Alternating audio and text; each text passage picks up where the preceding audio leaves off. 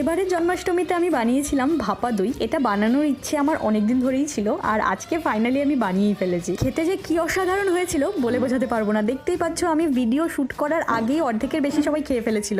আর বানাতে মাত্র 2টো ইনগ্রিডিয়েন্টস লাগবে, আমি 3টে ইউজ করেছি, থার্ড নাম্বারটা অপশনাল। প্রথমে একটা পরিষ্কার সুতির কাপড়ে টক দই এভাবে জল ঝরার জন্য আধা ঘন্টা রেখে দেবো। এবার একটা বাটিতে নেব ওই জল ঝরানো টক দই, সাথে কনডেন্স মিল্ক আর দুধে ভেজানো কেসার, যেটা আমি 5 মিনিট আগে ভিজিয়ে রেখেছিলাম। এটা কিন্তু অপশনাল, তোমরা চাইলে এটাকে স্কিপ করতে পারো বা এর জায়গায় এলাচ পাউডারও ইউজ করতে পারো। এবার এই সব কিছু খুব ভালো করে মিক্স করব যতক্ষণ না এরকম স্মুথ পেস্ট হচ্ছে। এবার আমি একটা ফ্ল্যাট সারফেসের বাটি নিয়েছি, একটা বেকিং পেপার রেখেছি, তার উপরে মিক্সচারটা ঢেলেছি। তারপর কড়াইতে জল দিয়েছি, স্ট্যান্ড রেখেছি, তার উপর বাটিটা রেখে 20 মিনিটের জন্য স্টিম হতে দিয়েছি। অ্যান্ড আমাদের ভাপা দই একদম রেডি। সি কতটা টেম্পটিং লাগছে। এবার নিজের পছন্দের মতো গার্নিশ করে সার্ভ করো।